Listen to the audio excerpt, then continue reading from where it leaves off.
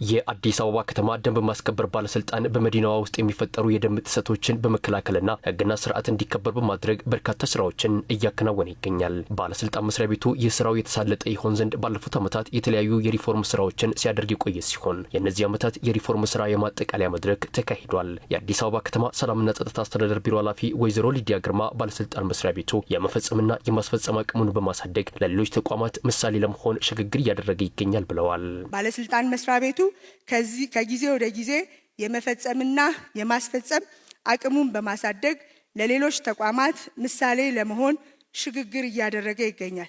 ባለስልጣን መስሪያ ቤቱ የድሮ መገለጫውን እያራገፈ ሞዴል እየሆነ ነው። ኃላፊው አክለውም ባለስልጣን መስሪያ ቤቱ ባከናወናቸው ሕግን የማስከበር ስራዎች የመሬት ወረራን ጨምሮ ሌሎች ህገወጥ ተግባራት ቁጥር እንዲቀንስ ማድረግ መቻሉን ገልጸዋል። ህገወጥ መሬት ወረራን ማስቆም ችለናል። ህገወጥ ግንባታዎች ቀንሰዋል። ከባለድርሻ አካላት ጋር በመጣመር የከተማዋን ውበት፣ ጽዳት፣ የወንዝ ዳርቻዎችና ከደረቅ ቆሻሻና ከፍሳሽ ቆሻሻ የመጠበቅ ስራዎችን አበክረን እየሰራን እንገኛለን። የከተማችን ሰላም ዘላቂ አስተማማኝ በማድረግ ረገድም ከሌሎች የጸጥታ ኃይሎች ጋር በመጣመር ጉልህ ሚና እየተጫወተ ይገኛል። የአዲስ አበባ ከተማ ደንብ ማስከበር ባለስልጣን ስራ አስኪያጅ ሻለቃ ዘሪሁን ተፈራ ባለፉት ዓመታት ባለስልጣን መስሪያ ቤቱ ባከናወናቸው የሪፎርም ስራዎች ለተገልጋይ ህብረተሰብ ምቹ ሁኔታን መፍጠር መቻሉን ተናግረዋል።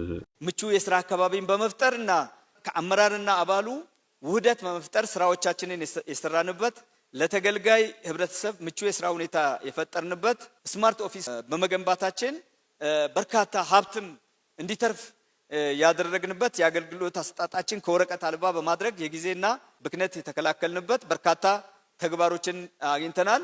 የሪፎርም ስራው ከክፍለ ከተሞች ጀምሮ በየደረጃው ገቢራዊ እንደሚደረግም ኃላፊው ገልጸዋል።